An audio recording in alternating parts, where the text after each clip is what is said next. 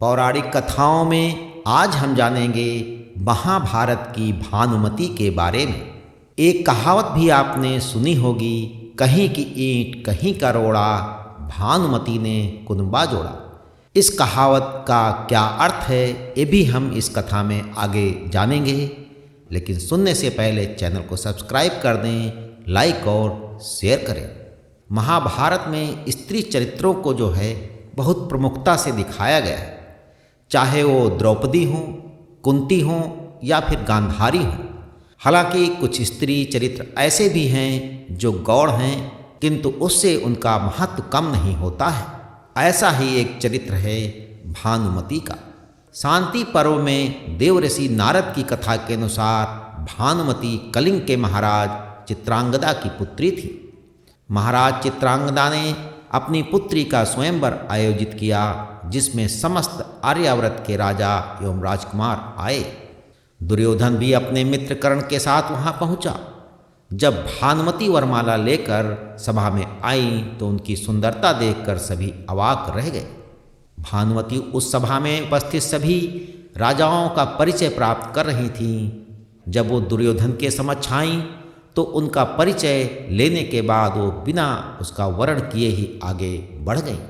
दुर्योधन को ये अपना अपमान लगा और उसने जबरन स्वयंवर की माला अपने गले में डाल और एक घोषणा कर दी कि वो भानुमति का हरण कर रहा है और यदि किसी में साहस है तो उसे चुनौती दे सकता है।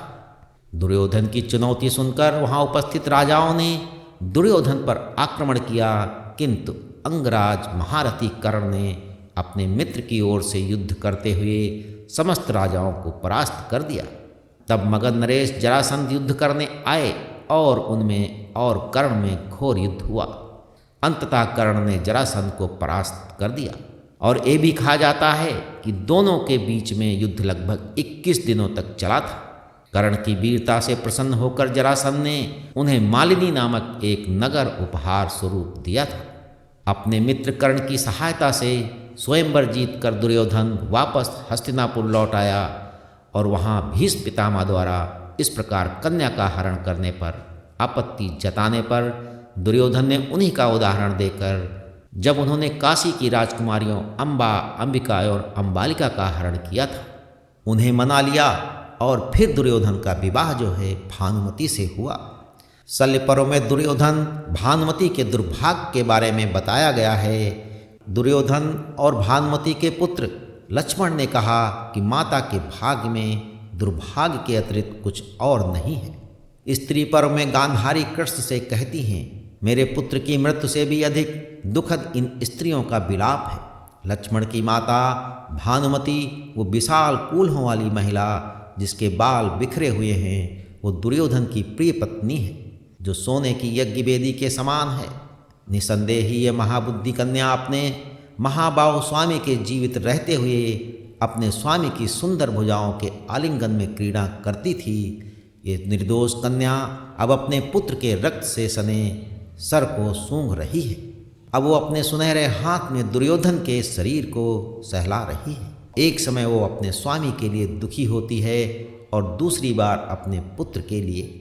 एक समय वो अपने स्वामी को देखती है और दूसरे समय अपने पुत्र को। देखो हे माधव, अपने हाथों से उसके सिर पर प्रहार करते हुए वो कौरवों के राजा अपने वीर गति पति की छाती पर गिरती है। कमल के तंतुओं के समान वर्ण वाली वो अभी भी कमल के समान सुंदर दिखती है। तो महाभारत में केवल इन 3 स्थानों पर ही भानुमति का वर्णन आया है, वो भी बिना किसी नाम के। एक बात और भी है, दुर्योधन भी एक पत्नी व्रती ही था। उसने भानुमति के अतिरिक्त किसी और कन्या से विवाह नहीं किया। महाभारत में वर्णित है कि दुर्योधन अपनी पत्नी और संतानों से अत्यधिक प्रेम करता था। भानुमति का विवाह भी भले ही हरण कर हुआ हो, किंतु वो अपने पति से अत्यधिक प्रेम करती थी और उसके पति पूर्णतः समर्पित थे। उन दोनों के एक पुत्र लक्ष्मण और एक पुत्री लक्ष्मणा का वर्णन महाभारत में मिलता है। लक्ष्मण अपने पिता के समान ही वीर था।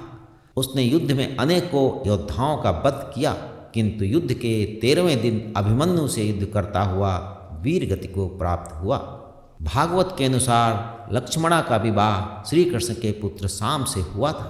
शाम और लक्ष्मणा एक दूसरे से प्रेम करते थे, इसलिए सबने लक्ष्मणा के हरण का प्रयास किया। तब दुर्योधन ने उसे बंदी बना लिया। ये जानकर बलराम हस्तिनापुर आए और दुर्योधन से शाम और लक्ष्मणा को मुक्त करने को कहा। जब दुर्योधन नहीं माना तो बलराम ने अपने हल से हस्तिनापुर को गंगा की ओर मोड़ दिया, जिससे हस्तिनापुर में जल प्रलय आने की नौबत आ गई। ये देखकर भीष्म ने बीच बचाव कर शाम को मुक्त करवाया और उसका विवाह जो है लक्ष्मणा से करवा दिया। इसके अतिरिक्त भी भानुमति के बारे में कई और भी जानकारियां हैं। कहा जाता है कि भानुमति मल्ल युद्ध में प्रवीण थी और दुर्योधन के साथ ही मल्ल युद्ध का अभ्यास करती थी। एक बार वो खेल खेल में दुर्योधन को भी पछाड़ दिया करती थी। एक ऐसी ही कथा का वर्णन भानुमति और कर्ण के विषय में आता है। जब दोनों चौसर खेल रहे थे और गलती से कर्ण ने भानुमति की साड़ी का पल्लू पकड़ लिया, जिससे सारे मोती भूमि पर आ गिरे। उसी समय दुर्योधन वहाँ आ गया और दोनों शंकित हो गए कि पता नहीं दुर्योधन अब क्या सोचेगा। किंतु दुर्योधन को अपनी पत्नी और मित्र पर पूर्ण विश्वास था। उसने हंसते हुए भानुमति से कहा, ये मोती तुम उठा लोगी या मुझे स्वयं उठाना पड़ेगा। भानुमति के विषय में एक कहावत प्रसिद्ध है, कहीं की ईंट कहीं का रोड़ा, भानुमति ने कुनबा जोड़ा। दरअसल इसका अर्थ यह है कि परिस्थितियों को संभालने के लिए बेमेल चीज़ों का उपयोग करना। भानुमति दुर्योधन से विवाह नहीं करना चाहती थी, फिर भी उससे विवाह हुआ, वो भी कर्ण की सहायता से। वो नहीं चाहती थी कि उसकी पुत्री यदुवंशियों से ब्याही जाए, फिर भी लक्ष्मणा का विवाह शाम से हुआ। वो चाहती थी उसके पति और पांडवों में मेल रहे, किंतु युद्ध हुआ। मतलब भानुमति ने जो भी चाहा वो उसे नहीं मिला, फिर भी उसने अपने कुटुंब को संभाले रखा।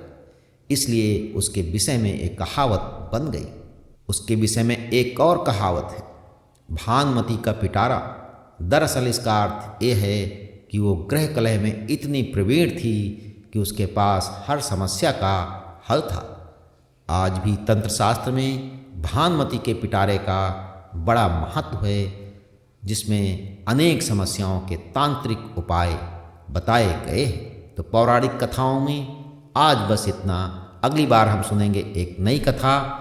तब तक के लिए ईश्वर की सभी शुभकामनाएं आपके साथ बनी रहे।